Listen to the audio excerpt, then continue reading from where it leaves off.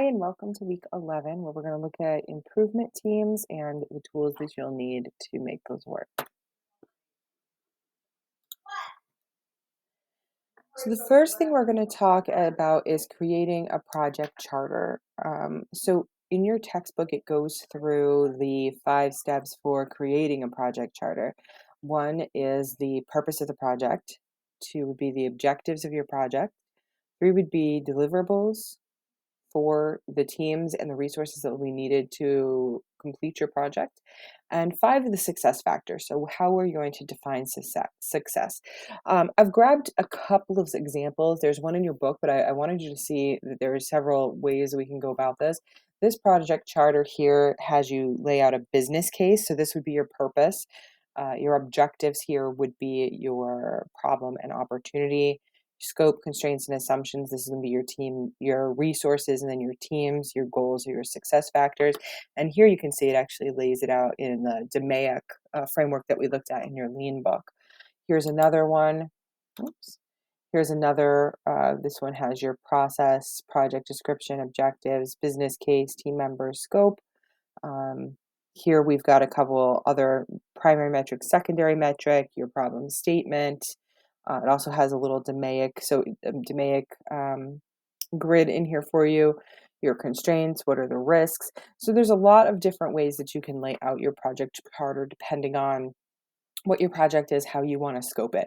But having this nice one-page document that you can refer back to will be really helpful to you because it gets everybody on the same page. It gets the summary right out in front of you. It's something you can put in front of executive leadership while you're working with them to get their buy-in. Um, and have everything right in front of you here from the get-go. So here's just some examples of project charters. Next, you want to create your team. So, as you're thinking about the team that you're going to need for your project, you want to think of a couple things. One is the diversity of your team. And what we mean by that is making sure you have people with differing viewpoints. So, if this is a project that's going to take in a really large scope, you want to consider having people that touch every phase of that project. Having a variety from frontline staff to leadership is also helpful so that you're getting different takes. You really want to have a mix of people in there who are going to help you. If your team is overly homogenous, it's just going to become groupthink. You're all going to be agreeing with each other, and it may not solve the problems that you're looking out to solve. Next is size. If you're too small and you don't have the right number of people involved, you're going to have issues with just not being able to move forward, and you may not be solving the problem. Same thing as if it's overly heterogeneous. However, if it gets too large, it gets very difficult to accomplish anything. Um, Size and decision-making approach, I think, can go hand in hand. It's important to know how you're gonna make a decision. If you get to a point where there's major disagreement within the group, can you call a vote? Is it majority rules? Do you need a two-thirds majority? How are you going to make decisions within that group? And again, the bigger the size, the the more difficult it can be to make decisions. So getting that sweet spot of the right mix of people, the right size is very important depending on the group. I've also been in projects where we may have non-voting members that we feel it's very important that they come and that they lead the charge, but they may not have a vote. In my organization, our what we call our operations excellence team, which is our lean team, our internal lean team, they don't get a vote. So they're there to organize the project and to see it move forward, but they're just there to facilitate. So they don't actually get a decision-making vote in the room. They can call the vote. They will often facilitate getting that vote in. And again, do you want the voting to be, is it a public ballot? Are you going to send out like a survey monkey or something to the group? So it all depends on how you want to handle that. So size and decision-making approach do kind of go hand in hand as you're trying to manage how the team is going to make decisions. Meeting frequency, it's going to be important to do as much as you can offline. You don't want to, if you need working sessions, do you really need every member of that team? A lot of times you'll find with working sessions that you need key members of the team and maybe others. So if you're going to delve into the financials of this, you might want whoever your financial stakeholder is from your project team, and they likely will need to go get other people from finance to help them out on those small group working sessions. So the meeting frequency should be frequent enough that people don't lose momentum However, you don't want it so frequently that people stop attending or think, oh, I'll just skip this one and go to the next one. So, again, hitting that sweet spot is important. Usually, about every 2 to 3 weeks for the high level, in my experience, has been good. If you go to monthly, it can be a little far out, and every week might be a bit much. You want there to make sure there's space in between those for some work to actually get done by some of your small spin-off groups. Decision making approach we talked about a little bit. Sometimes it's just important to have those conversations up front when there's not an issue on the table yet. So being able to have that dialogue when everybody's excited and engaged, it's a really good time at the beginning of the project to just have that discussion and put it down on paper. And then when you get to a point that might be more difficult, you have that framework already in place. The last thing is the scope of the project. So, what exactly does this project entail? What does it start with? What does it end with? A big problem with projects is what we would call scope creep. So, as you get into the project, you find other areas where there are issues and you want your project to fix everything. And sometimes you'll find that you need to pause this project and fix something else first before you can move on, but be very careful of what the scope of your project is. What if you need funding, how what exactly does that funding entail? Who are your executive champions? You should have, if it's a big enough project, you should have an executive champion who can be out there advocating for your project, advocating for the funding. And then what sort of change management is going to be needed? Because again, that's where your executive champions are going to come in. If they understand the project, if they wholeheartedly believe in it, they're going to be able to help with their executive peers and into the middle managers to help you make the decision, or not make the decisions, but get the buy-in that you need to effectively manage that change that you're doing through your new project. So a good part of your chapter talks about documenting the process. All of your YouTube videos this week are going to get into these in some detail, so I'm not going to do that here. I'm going to skirt the top of it just a little bit because I feel like the YouTube videos that I've given you really go into this in more depth than I want to hear. The other thing I will mention is there's a second lecture that I've posted this week that will go into how you can make some of these graphs in Excel. I went with some of the more difficult ones, like a Pareto graph. Um, so those are in the second lecture on how to do those. If there's any other graphs you want to learn how to make, please send me a message. I'm happy to record a video, but I kind of picked the ones that I thought you were most likely to use in your final project, or that you're most likely to use in your work environment. So the first one we're going to talk about is flowcharts. I do talk about this in the other video. I'll mention it really briefly here.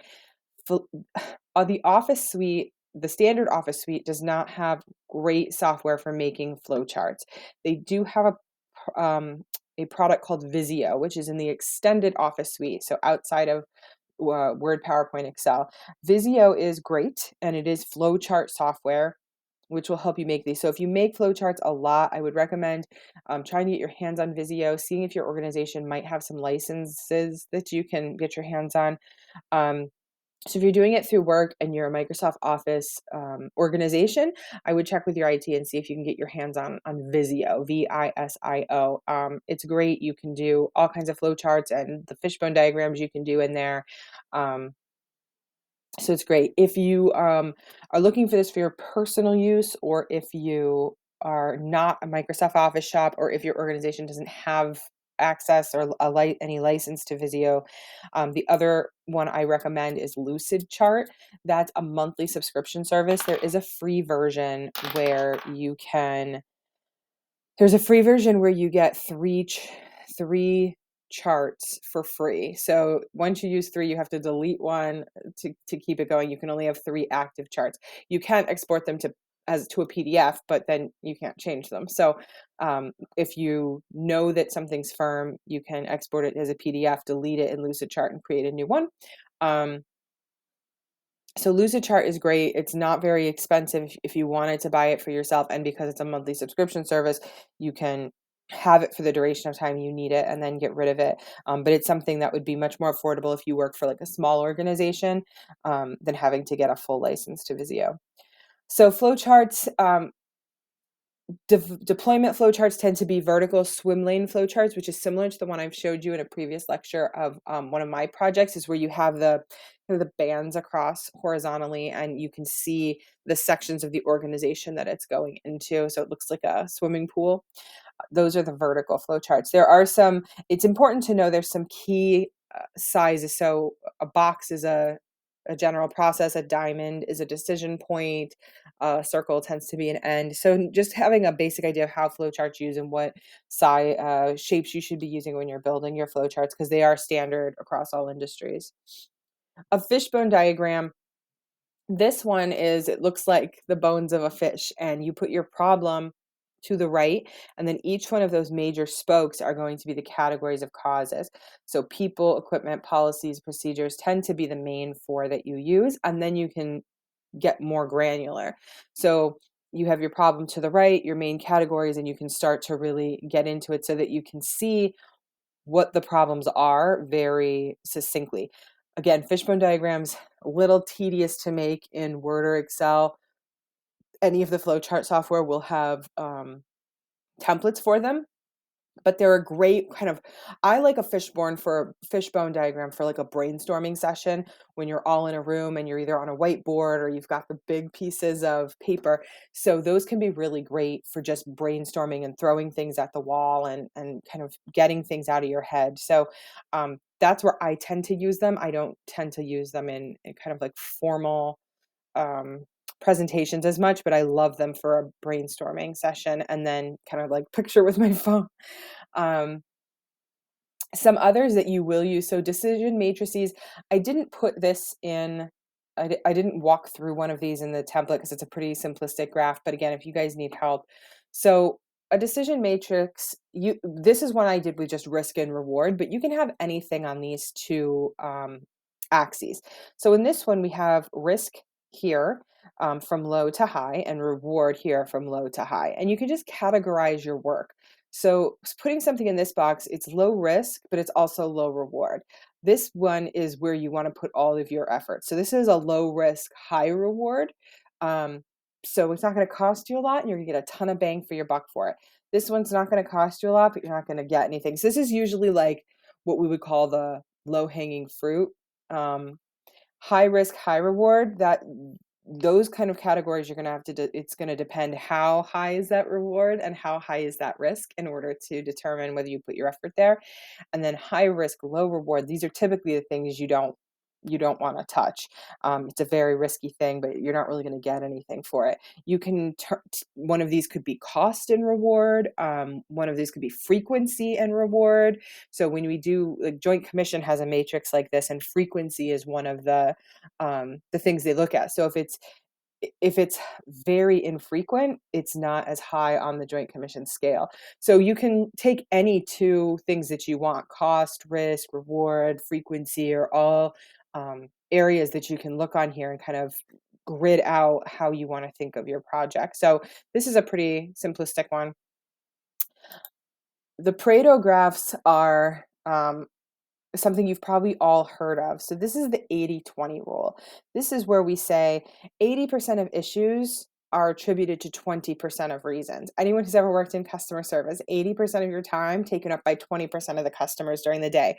Most of your customers are going to come in, you're going to help them with what they need, and they're going to move on, and everything's going to go great.